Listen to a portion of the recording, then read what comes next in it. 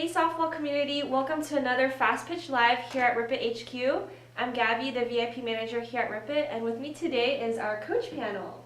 So we're going to be having you all talk about, how can we start the season strong? It's a new year, new season, and we're going to be also having a Q&A session where you all get to glean from these amazing coaches.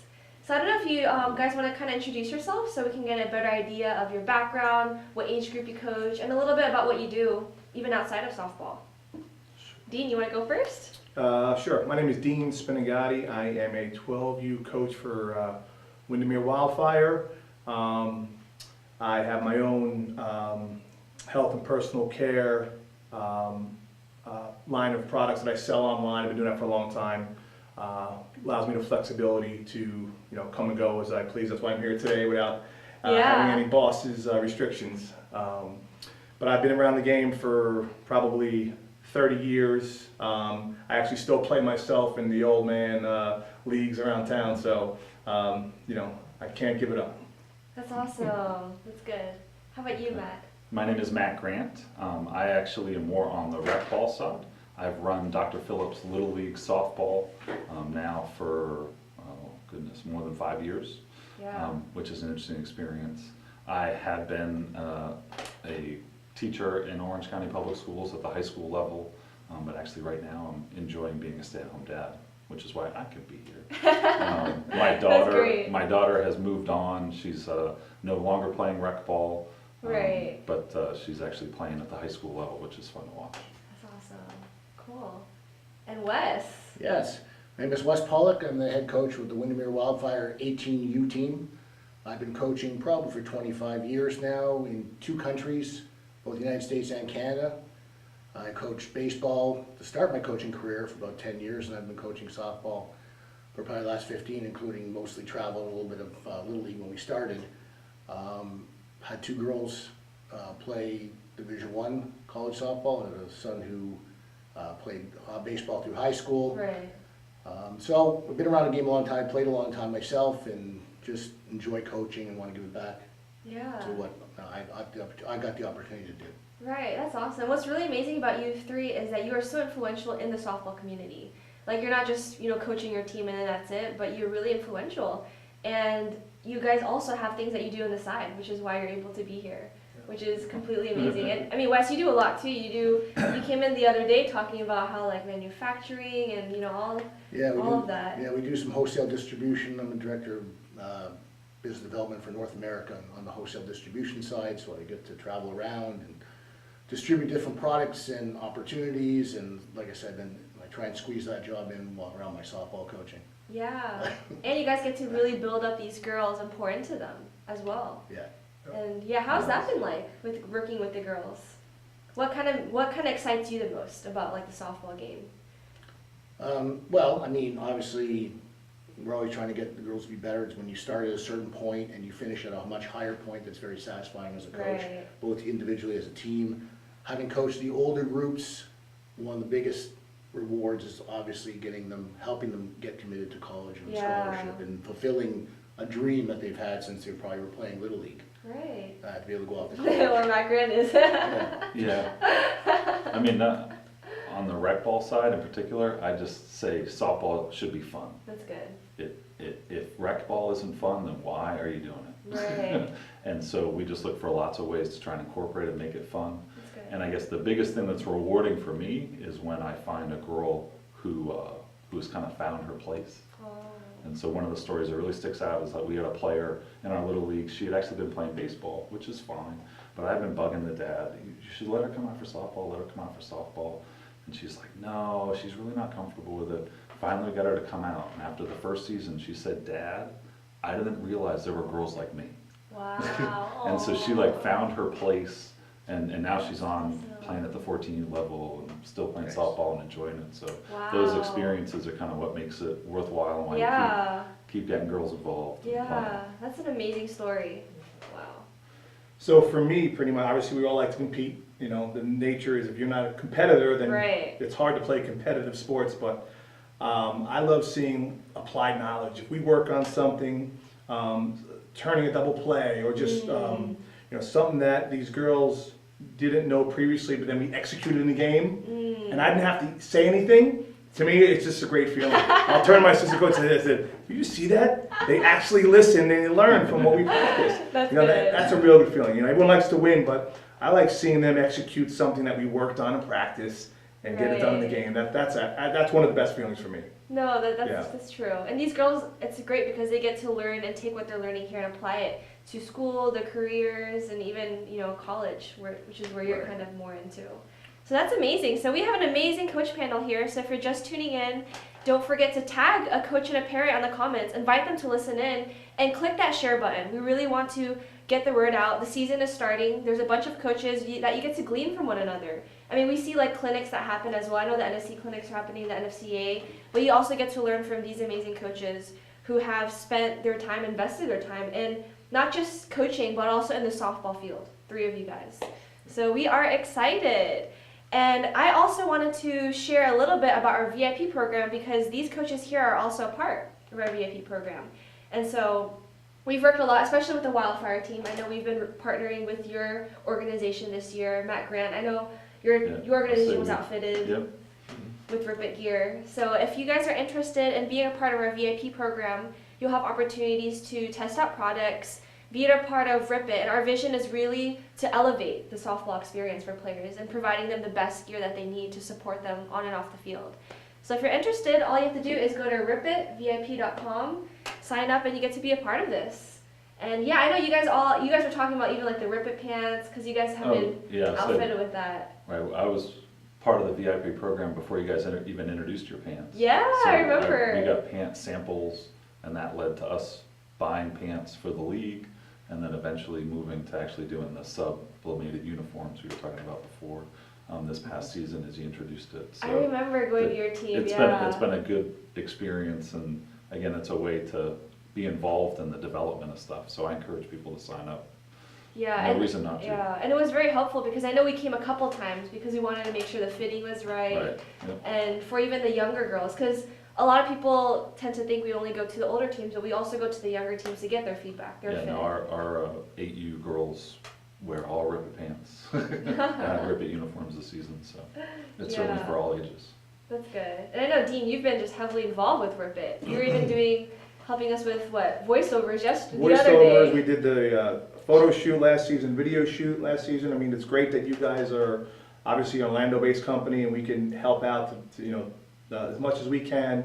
But that's also something I stress to my parents when we come together as a team is, hey, I want to provide a full experience for these girls. Right. Playing, practicing, but also being able to do those field shoots and come in and do some product inquiries and trying on stuff.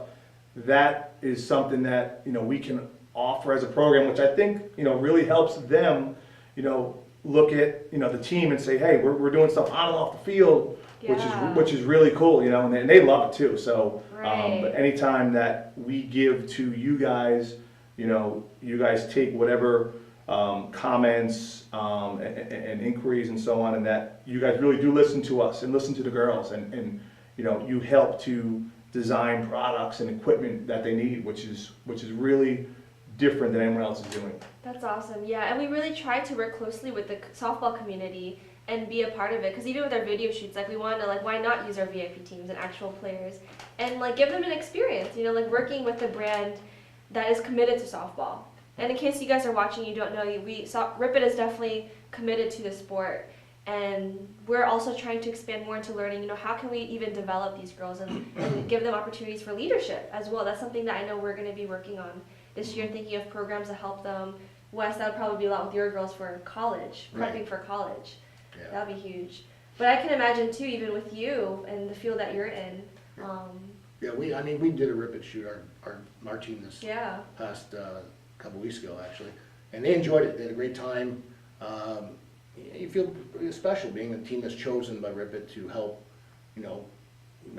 promote their brand, and the team had a great time and they enjoyed the experience. And I think it's great that Rip It works on the grassroots level with the players, with the teams, with the coaches, as opposed to being on the global corporate ivory tower level. The Rip It's right down right at the grassroots where the kids are starting.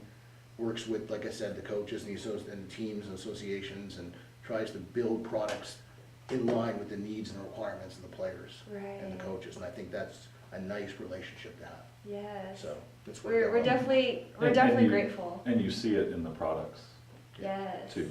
But My teams use the helmets, the masks. We've got outfitted with Rip It jerseys for our national tournament. Oh, right, the Yeah. jerseys as well, I remember Yeah, that. So we've been happy with it. Yeah, and so today our giveaway for the show is actually going to be our Rip It pants.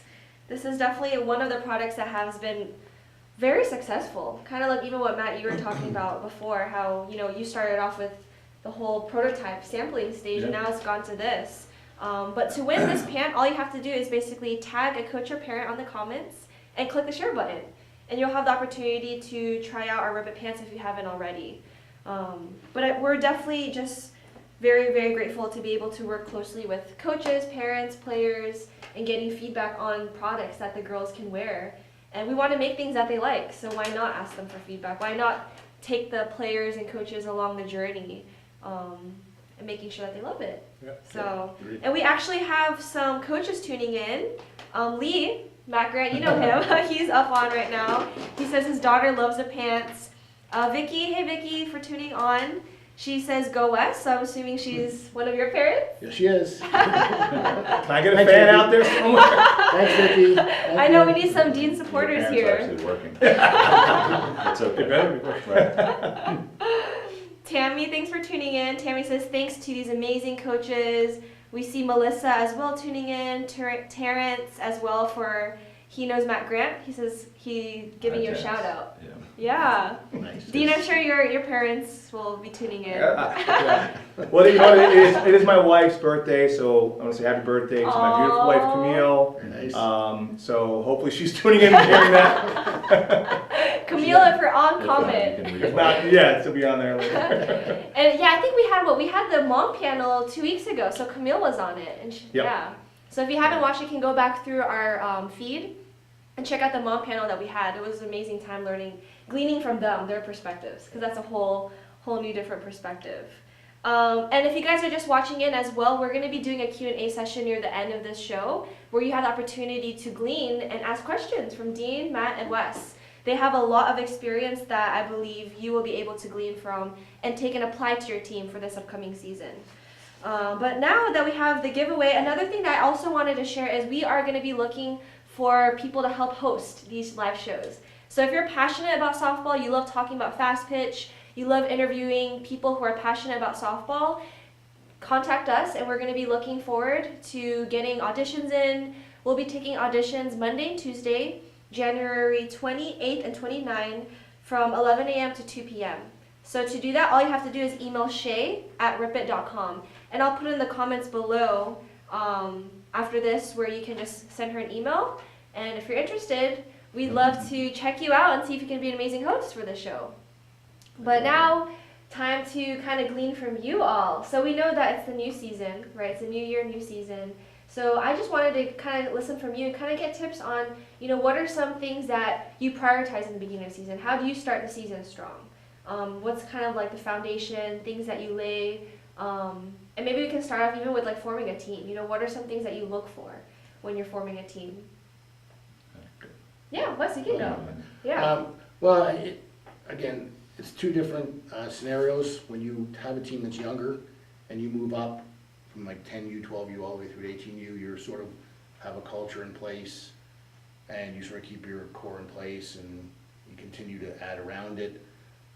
And I did that with my first Wildfire team. I had the opportunity to stay together for like 6, 7, 8 years, keeping core of 8 or 9 in place, and obviously 2 or 3 always coming in and out. But the last few years I've just done an 18U team. And it's a little different because you don't have the opportunity to spend many years building that culture.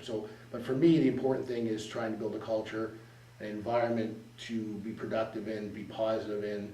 When I'm looking to build a team, obviously you're looking for a skill set, but at the same time, character matters. Right. And kids have to be coachable. Yeah. And again, the team sort of takes on a reflection of the coach's personality, and a little bit the coach inherits some of the team personality, but you've got to be able to, like I said, find a group of players who have a common cause, a common goal, Right. that want to all be on the same page That's and move good. together going forward.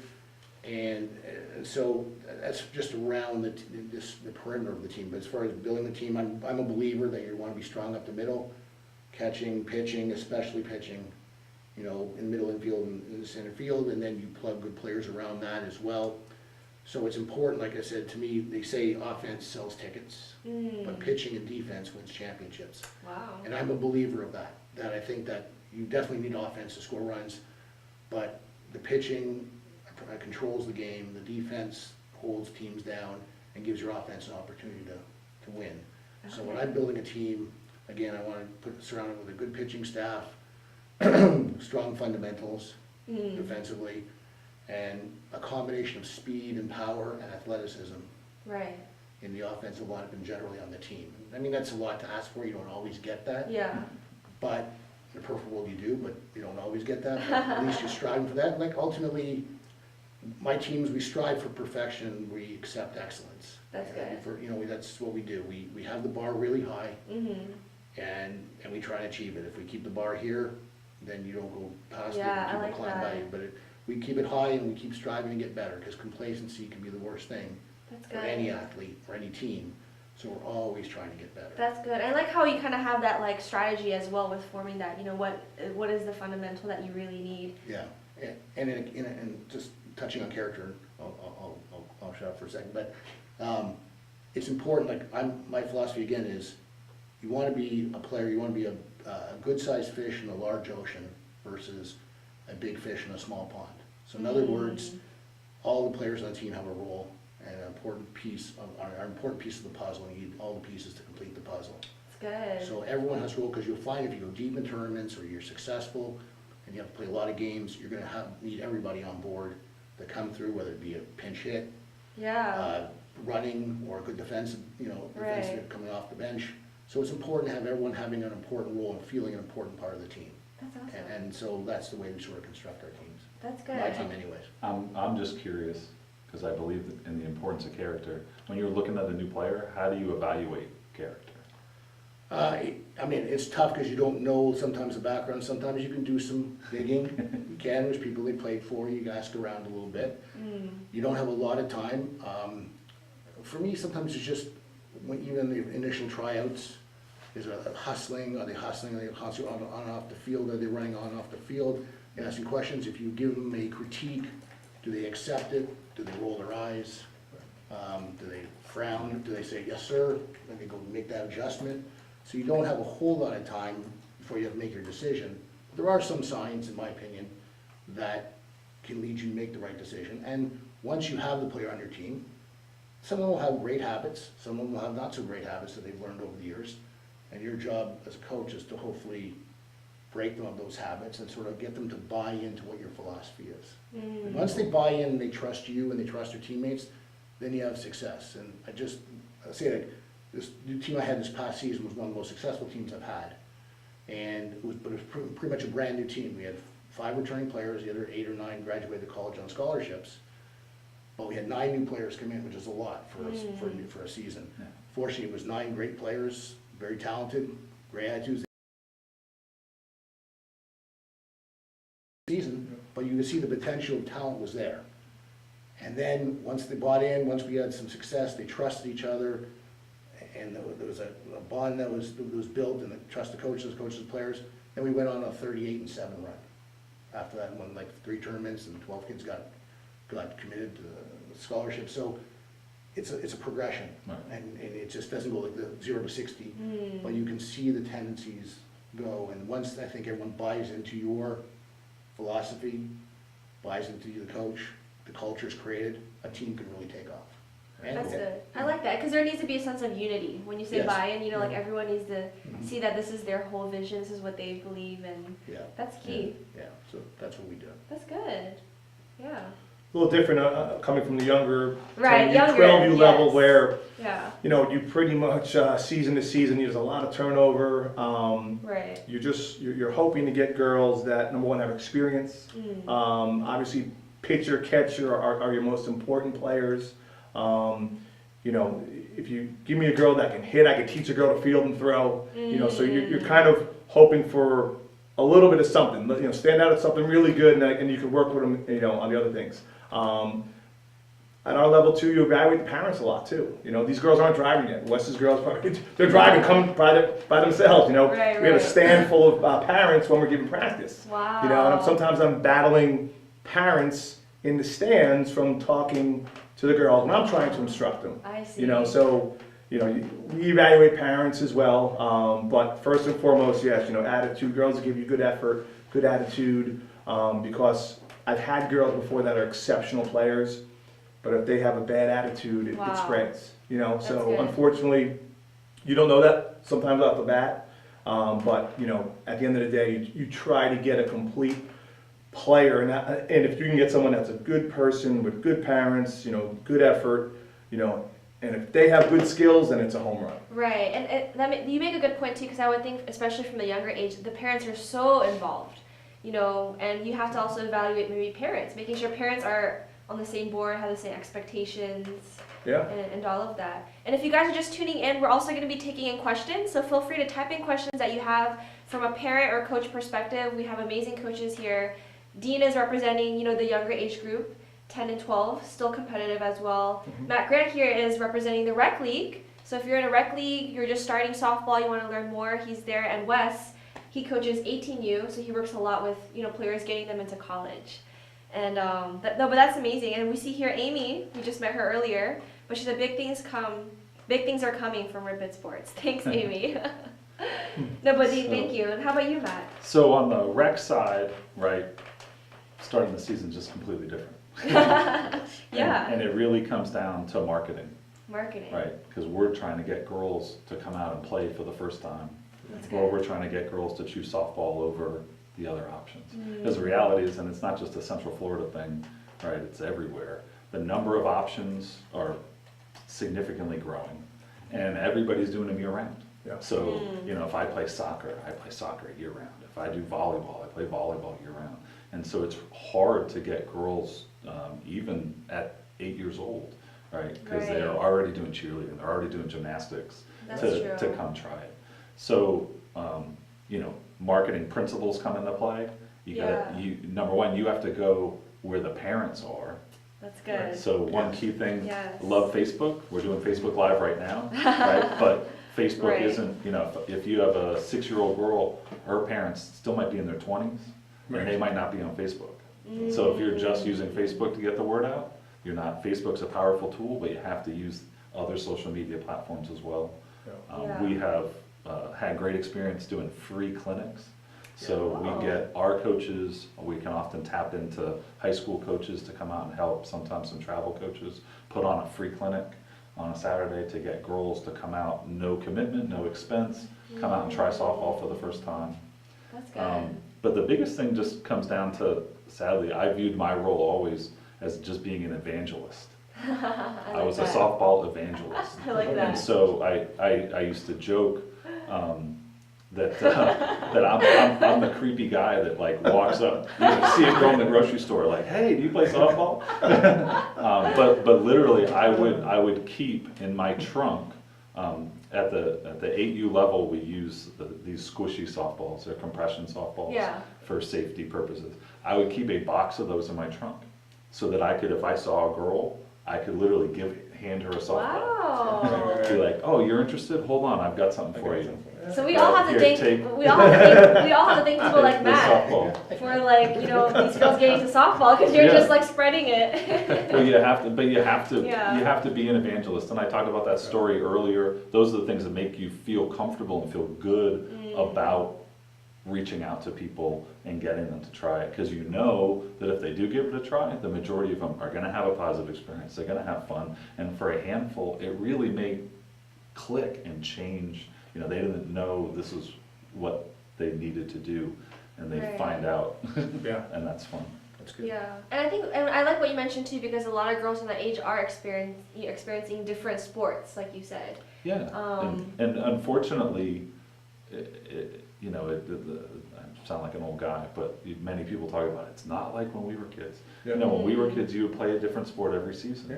And certainly Central Florida with the weather allows us to do stuff year-round. Right. But even in other parts of the country, you see the same thing, you know.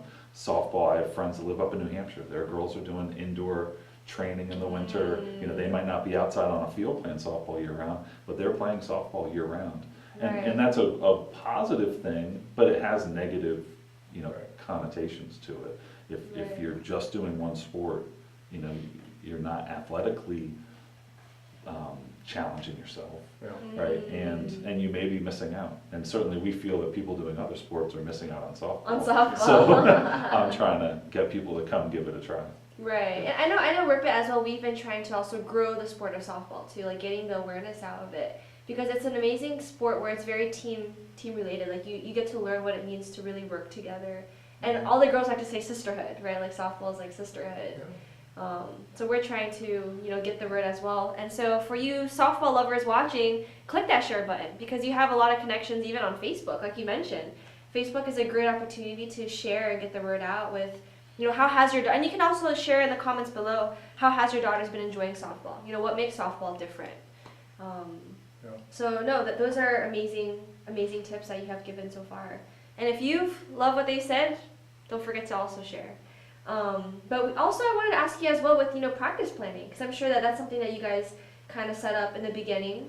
I would imagine probably before the season starts. So how does that kind of look like when you're kind of building your practice plan and whatnot?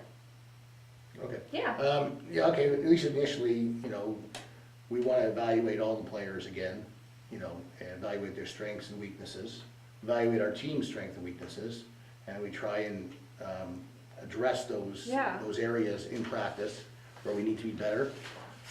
Obviously, conditioning as much as we can. We don't have the players a lot in travel ball like they do in high school, and they have them 5 days a week for conditioning and stuff like that, where we might have them once or twice a week for a practice for maybe 2 hours. So you can't spend a lot on conditioning, but we try and do a little bit.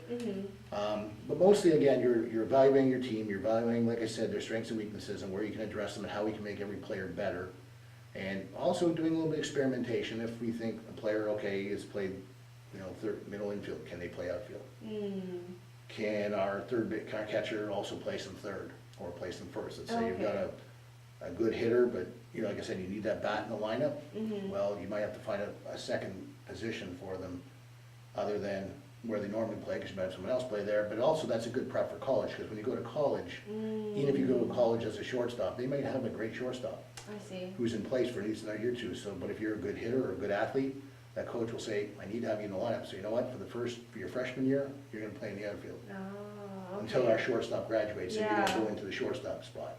So we try and my team have a primary and a secondary position. That's good. So we work on everybody having at least 2 positions to play. Some people have 3, but at least to sort of give our team the full balance of strength. Right. So the first month we're sort of evaluating, experimenting, and then implementing once we get going. That's good. That makes sense. You want to know where each player's level is at, so what you need to work on and Correct. what. Yeah, So that's good. Yeah. That's really good. Thank you for sharing that. You're very strategic. Yes. So guys, Try. glean from Wes. And Dean or Matt, you're welcome. Yeah, it's a little different once again with younger girls. Just at the Right. 12U level, you're still going to have girls coming out of rec or little league. You know, you try to get a seasoned team of players. And in this Florida region especially, there's so many teams, so a lot of times if you're looking for a new player, you need a new player, Right. good chance, you know, you're trying to find a diamond in the rough out of rec ball. But for us, in the beginning of the season, you know, once again, it's a lot of skill work. It's finding out, you know, who can play this position. Do they have multiple positions? How much do they know about the game? You know, one thing I always tell the girls is, what do you do when the ball is hit to you? What do you do when it's not hit to you? So if a girl can tell you that from a certain position, then you know. They know that position. That's the biggest thing is, do you know the position? If not, we have to work on teaching them the position. I see. You know, so there a lot of time is spent on that.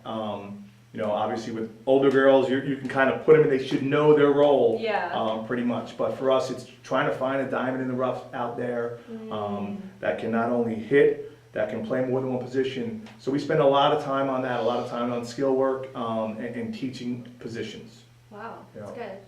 No, that's true. And you're probably laying down a lot of foundational stuff as well. Yeah, because we're still developing. You're still Yeah. developing players at that age. Yeah. Yeah. And Yeah, on the rec side, it's all basic skills.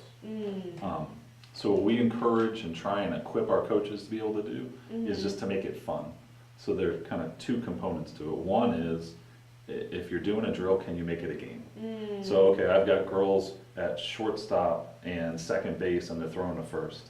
Okay, that's fine, and it's something that everybody, beats into the ground. Yeah. Ground balls, throw to first, right? You're working on many mechanics at once. Yeah. But how can you make that a game? Simple thing I actually learned from one of my older coaches. You take a bucket, put a T on it, and put a helmet on top of the bucket. and you knock the helmet off the bucket, your team gets a point. And you find That's good. you find their attention immediately improves, right? Their That's focus good. improves, and they're having more fun. Which, as I said, if you're not having fun playing rec, you got a problem. That's good. The second thing is just making sure you don't have girls sitting around. So you're always going to have times where you're doing specific skills that maybe don't involve everybody, pitchers, catchers, and a coach needs to be able to do that. So it's hugely important that each of the coaches has other people to rely on. These guys generally have a well-rounded coaching staff. At the rec level, that can be hard. Right. But it doesn't have to be an expert parent. Somebody can throw fly balls to girls in the outfield without having a deep softball background and a lot of skills. They just need to be willing to step out into the field and help. And so I encourage each coach, you need to get those people so that you can spend 20 minutes working with the catchers and you don't have 9 girls watching. Because that's the worst part of the experience. So those two things, making it fun, trying to do competitions, and then making sure you have other people involved helping you, can kind of get everything off on the right foot. That's good. Thank you, Matt. I was going to say to Dean and Matt's point, even at my level, where I coach 18U, you're still developing. It's That's nice to good. say, That's hey, good give point. me 11 turnkey players and you just go on the field and play. That doesn't happen. Just win championships. We're coach, I just win championships, I'll sit on a bucket and read a book, but that doesn't happen. We gotta continue to learn, because we're prepping them for college too. So Right. development never stops, and if you feel you've learned enough, then you shouldn't bother playing or coaching anymore, because you're always learning. And I think to Matt's point, we have to have fun too. Yeah, that's I mean, true. a better player is a happier player. Whether Right. they're 10U or whether they're 18U. So again, we try to create an environment and a culture where it's positive, it's upbeat, and everyone's enjoying themselves. Because like I That's said, good. there'll be better players and better students when they're better, frame of mind mentally. Right. So, No, that's good. Thank you so much for the amazing advice. And we have parents and coaches commenting, but Amy says yes, we always have to have them moving. And then we also had a question, let me scroll up, from Shay. She says, when a family decides to try softball for the first time for the girls, what do you think the advantage is to trying softball over other options? I'm trying to remember. I think it was Dean that touched on a little bit, or maybe you, Gabby. Softball's a unique sport. And I think that's one of the things that makes it special. So, number one, I just believe in the value of women's sports. Women's sports in general builds character, and now people are talking a lot about some recent studies that came out in terms of, the value of women's sports in terms of going to college and having a positive life, and I totally buy all those things. But softball is unique because it is a team sport that's made up of individual skills. And so, you can play soccer, and I mean no offense, because it is a great sport and lots of people enjoy it, right? And really not play a role in the game. Wow. You can, there are sports where you can just blend in and not play a role. And you've Wow, talked I like about it when that. you're talking about your older girls. Everyone on the soft, you have to bat. Yeah. You have to bat. Yeah. You don't get off the hook. So yes, it's a team sport, but it's a team sport that involves everybody in a unique way that another sport doesn't do. And that's one of the reasons why I know I enjoy it. It's one of the reasons why I know my daughter enjoys it. And it's one of the reasons why I'm happy being that evangelist and saying, you gotta give it a try, because it's not like another sport. Right. Yeah. team sport is a great lesson for life, because you see it come out in life skills, whether it's in college later on, or it's your workplace and your career. Being part of a team and being a team player, working together in a discipline, it just, those skill sets don't just stop when you finish playing on the field. You take those into the boardroom at work, right? You take them into a classroom at school. Right. And, like I said, I tell my girls, it's like, the better the team does, Right. the better it will be for you individually. Yes. The more success the team has, the more success the individual will have, because the attention placed on the team will draw the attention onto the players. So if you're part of that, you know, unified entity, you will benefit from the success. So they work harder as a team, not harder as an individual. Yeah. And like Matt says, baseball, softball, it's the same thing. It's like, it's a team sport with individual moments. Yeah, I love that though. That was such a great point that you made. There is so individualistic role, yet it's also a team. Like you have to work Right. together. Yeah. With having the role. Yeah. No, that's good. That's really good. And we have a lot more comments going on, but like yeah, time is actually closing in. Lee was basically saying the show needs to be longer than 30 minutes. Sorry, Lee. Lee, It will have a sequel. we'll have to have Lee. We'll have to have you on the show as well, because I know you're local here in Orlando. Megan says hi. Let's see, we have more as well. Shay says it's so helpful to share specifics like this because so many families are yet to discover the power of softball for building a strong future for their girls. So that is so definitely true. But and if you guys have enjoyed this, you've learned a lot, don't forget to click that share button so that we can also have other coaches tap in and glean from what you all said, because this was a lot of meat. a lot of good things that you That's all a have lot of said. weight, are you? Yeah, really. Well, hey, I mean, Back to the gym. Yeah. Back to the gym. but before we go, I kind of wanted to end the show with something a little bit fun. Okay. So I have some coach phrases here that I have. Some of them came from the parents in your teams. But basically, we're going to kind of play a game where finish the phrase. So I'm going to give you a part of the phrase, and then you are to finish it. So that's it. Okay. So I'll start with something very simple and easy. Keep your eye on The ball. the ball. Good. That's It's- a trick That's answer. good. Trick question. It's not over until. It's over. Yep. You got There's it. a fat lady sing, isn't there? So you could tell that's your phrase. The only thing you can control is. Effort and attitude. Yeah. Good. That's from one of my parents.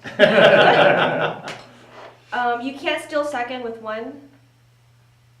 Without leaving first. Yep. Not getting the first. Get. Ooh, that's a... Get. Is Get that ready. Get ready. Get I set. don't know, there's a lot of finishes to that one. Get the ball. ready. Get Get set. dirty. That's good. Dirty, okay. Yep. Don't make excuses. Make It happened. Adjustments. Make adjustments. Yeah, changes. adjustments. Yeah, adjustments, changes. Let's see. And the last one. It's not how big you are. It's how. Big you play. Yeah. Shake. We're laughing because not one of these came from my parents. Maybe that means my You need to choice get of dialect's got to change. I think Camille said some of them though. I'm waiting for something like, man, I have to reevaluate. Wait. Okay. So Camille sent this one, Dean. So this Okay. one should be from you. It's all yours, baby. Go ahead. Short to it. Long through it. There you go. I got that one. Okay, awesome. Well, if you guys enjoyed this show, like I said before, don't forget to share this video because this is a great opportunity for us to get softball out. And you guys just did an amazing job today, so we want to thank you for being on here. So we're Thank gonna you try for to having do. us. Thanks for having We're us. going to try to do it monthly where we get to bring in coach panels, parent panels, and also players as well. That's going to be kind of the next thing that we're looking into. And possibly college players. So I'll let you guys know so then players can also tune in the show and glean from them.